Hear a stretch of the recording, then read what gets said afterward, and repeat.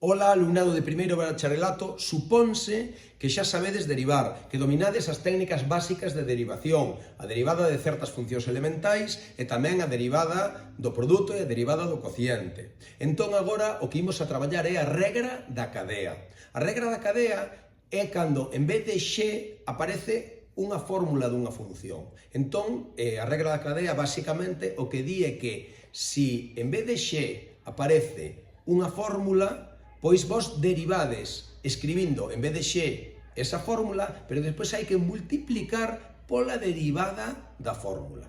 Exemplo, aquí non pon logaritmo en base 5 de xe. Se puxese logaritmo en base 5 de xe, todas e todos sabedes que a derivada é 1 dividido entre xe por 1 dividido entre neperiano de 5. Vale. Pero aquí, en vez de poñer xe, aparece unha expresión. Ben, esa expresión que acabo de redondear en vermello, pois eu teño que derivar como se esa expresión fora xe, pero despois teño que multiplicar pola derivada desa expresión.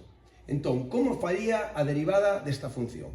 Pois, a derivada sería... Cal é a derivada do logaritmo en base 5 de xe? 1 dividido entre xe por 1 dividido entre o neperiano de 5. Perfecto. Pois a derivada do logaritmo en base 5 de esa expresión será 1 dividido entre esa expresión por 1 dividido entre o neperiano de 5, pero como en vez de xe había unha expresión, teño que multiplicar pola derivada da expresión. A derivada desa expresión, como sabedes, pois é 2x menos 2. E xa está. Normalmente, por comodidade, estas cousas que quedan aquí multiplicando colócanse en riba no numerador e tamén o neperiano se coloca multiplicando abaixo para que quede unha única fracción. Pero vamos, en principio, a idea da derivada é esta, ainda que o coloque, xa vos digo, dunha maneira máis simplificada normalmente como arriba o 2x menos 2 e abaixo o x cuadrado menos 2x máis 1 multiplicado polo neperiano de 5. Vale, algo así. De acordo? Ben, isto podese complicar tanto como queiramos. Na seguinte proposta teño unha suma. Todas e todos sabedes que a derivada da suma é a suma das derivadas. Que pasa? Que a hora de derivar o primeiro sumando, pois aí aparece o seno, non aparece o seno de xe. Eu sei que a derivada do seno de xe é coseno de xe. Pero aquí aparece o seno de unha expresión. Pois ben, a derivada diso será o coseno da expresión pola derivada desa expresión. De acordo? Entón, vou escribir aquí derivada de xe igual. Vou derivar primeiro o primeiro sumando, sería seno de algo, pois a derivada é coseno dese mesmo algo, pero pola derivada do algo. A derivada de xe cuadrado é 2x. E, por outro lado, teño o segundo sumando. Novamente, e elevado a x é a única función que a súa derivada é exactamente igual a ela mesma. A derivada de e elevado a x dá e elevado a x. Pero aquí non pon e elevado a x, pon e elevado a algo. Pois eu teño entón, a derivada será e elevado a algo pola derivada do algo. E elevado a x cuadrado máis 4, pero pola derivada de x cuadrado máis 4, que é 2x máis 0. Xa se queda 2x. Ben, pois aí teño a derivada desta suma. Isto todo pode complicarse moito máis. Chámase regra da cadea porque está todo encadeado, pero é que dentro dunha derivada pode haber outra, pode haber outra, pode haber outra. Imos ver varios exemplos de como pode ser así. Mirade, por exemplo, isto é, xa vimos ben en clase, que é a derivada de... Cando aparece unha raíz, iso é unha potencia. Por lo tanto, a derivada disto sería a derivada dunha potencia. Evidentemente, se a derivada fora raíz cúbica de x, eu escribiría isto como x elevado a un terzo e a súa derivada sería 1 terzo por x elevado a un terzo menos 1. De acordo? Ben, pois agora, en vez de x, teño unha expresión longa. Pois fago igual que antes. A derivada de esa expresión elevado a un terzo vai ser 1 terzo por esa expresión, coseno de 3x, neperiano de 2 elevado a 3x, ¿vale? 1 terzo por esa expresión elevado a 1 terzo menos 1, a menos 2 terzos. Claro, e agora teño que multiplicar pola derivada da expresión. Entón, agora xa me esquezo, digamos, xa me librei da raíz cúbica e agora me centro en derivar unha fracción, unha división. A derivada da división, a derivada do cociente, pois é unha línea moi longa, onde abaixo coloco o que eu vexa abaixo elevado ao cuadrado, polo tanto, neperiano de 2 elevado a 3x todo elevado ao cuadrado, e arriba, pois, como ben sabedes, é derivada do denominador por denominador sin derivar menos o numerador tal como aparece pola derivada do denominador.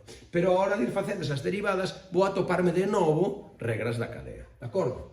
Entón, sería derivada do numerador. Cal é a derivada do coseno de 3x? Pois a derivada do coseno de algo é menos seno de algo. Pois a derivada do coseno de 3x sería menos seno de 3x por a derivada de 3x, que sería 3. Derivado do numerador por denominador, tal como aparece aí, neperiano de 2 elevado a 3x. E agora, menos, porque isto é unha resta, sempre no numerador hai que construir esa resta. Estas cousiñas todas multiplícanse, e agora ven esta resta, e outras cousas que se multiplican aí á dereita, vale? Que ven sendo o numerador tal como aparece, coseno de 3x, por a derivada do denominador. Observemos que no denominador é neperiano de algo, pois a derivada vai ser 1 dividido entre algo pola derivada dese algo. Entón, derivada de 2 elevado a 3x, pois vai a ser 1 dividido entre 2 elevado a 3x pola derivada de 2 elevado a 3x, que ven sendo, cal é a derivada da exponencial? É a mesma, 2 elevado a 3x polo neperiano de 2. E agora, como en vez de x hai un 3x, hai que multiplicar pola derivada de 3x, que é 3. De acordo? E con isto quedaría esta derivada, que vedes que é unha expresión longuísima, onde primeiro me libro da raíz e aquí fago unha derivada do cociente, tendo en conta sempre esta resta arriba, e ben, quedaría así.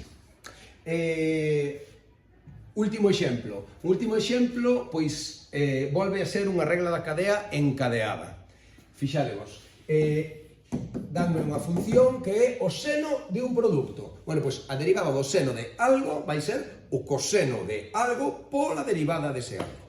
Entón, seno de algo, pois a derivada será coseno de ese mesmo algo e agora por a derivada dese algo. Digamos que xa me esquezo do seno, como que me librei do seno e agora xa me centro en derivar un produto. E como é a derivada do produto? Derivada do primeiro polo segundo sin derivar, máis o primeiro pola derivada do segundo. Pois vimos algo. Vou derivar o produto. Vou poñer un corchete, porque como hai unha suma, isto multiplica a toda esa suma, de acordo? Que sería a derivada do que está entre paréntesis. Derivada do primeiro, 2x por segundo, tal como aparece, logaritmo en base 7 de 4x, máis, isto é unha suma, primeiro, tal como vexo, x cuadrado por derivada do segundo, que sería, como é o logaritmo en base 7 de algo, a derivada é 1 dividido entre algo, por 1 dividido entre o neperiano de 7, e despois pola derivada dese algo. 1 dividido entre 4x por 1 dividido entre o neperiano de 7 por a derivada deste algo, que sería 4. E con iso quedame aí a derivada e aí tedes 4 exemplos de derivación usando a regra da cadea.